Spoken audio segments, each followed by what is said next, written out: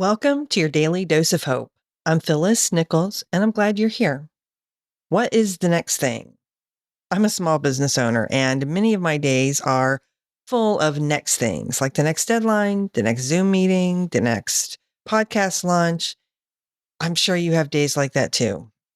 And I'm okay with that to a certain point. I like the work I do. I enjoy our clients, and it's fun work. But there are days when I spend, I think, too much time thinking about what's next instead of enjoying what is this moment, right now, today. There are always things to do. And of course, it's important to meet commitments and deadlines. But I also want to be intentional about how I'm being in the present. A few minutes of mindfulness now and then to check in and see how I'm feeling. I've noticed when I do that, it really makes a huge difference.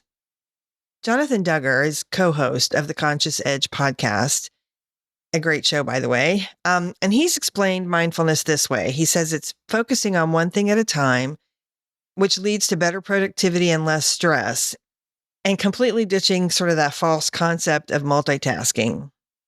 I'm not going to get into that. I know some people feel strongly about that, but I think he's right. I mean, our brain really just focuses on one thing at a time. We can just get really good at switching back and forth, or we think we're good at it. There's some evidence and some science that says maybe we're not as good at that as we think.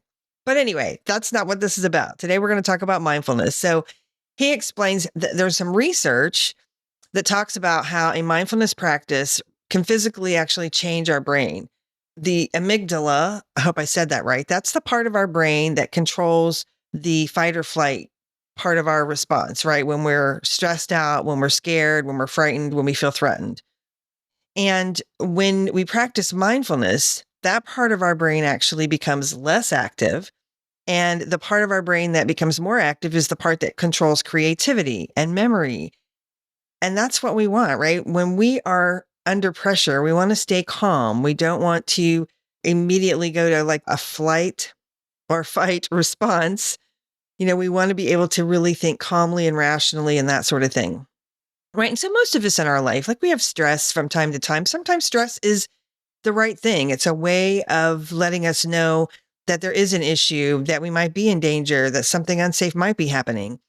Right. But we all know too that sometimes stress just lasts way too long and there really is no immediate danger. We've just constantly reacting and we're constantly in this hyper stress state. And so our brain just never really has a chance to take a break. A mindfulness practice, when I first started hearing about this, I thought, this sounds like something that's going to be really hard. But, it doesn't have to be hard or time consuming. So here are 3 really quick, easy things anybody can do. The one I go to the most often that I think actually helps me the most is what they call box breathing. I've heard it accredited to a number of different people, like Navy SEALs do this. I know Brene Brown talked about this. I'm not sure where I heard it first, but anyway, it's basically using a cadence of 4 and breathing in for 4 counts, holding your breath for that 4 counts, exhaling for 4 counts, and then holding for 4 counts. And doing that in a series, as many as you can, especially if you are in a very stressed out state. You might need to do that for 3 or 4 minutes. If you're in a traffic jam in your car, maybe just a couple of minutes is just going to help you, feel a little bit better and a little more calm. The other thing that was really helpful to me when I can is to just go outside. I like to take a walk if I can, but sometimes if that's not possible, I might just go sit in my front steps or sit out on my back patio and just sort of be outside, look at the trees, the flowers, the grass, the birds, whatever.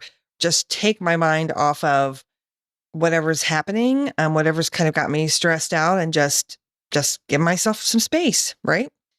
Another thing that can help, and this probably helps me the most long term, is doing something physical, like taking a walk, or even things like cleaning house, vacuuming, folding laundry. If I'm really stressed out, the best thing for me to do usually is to move. And so, folding laundry and vacuuming are things I can do without having to really spend too much brain energy focusing on them. So I can also just really calm and slow everything down.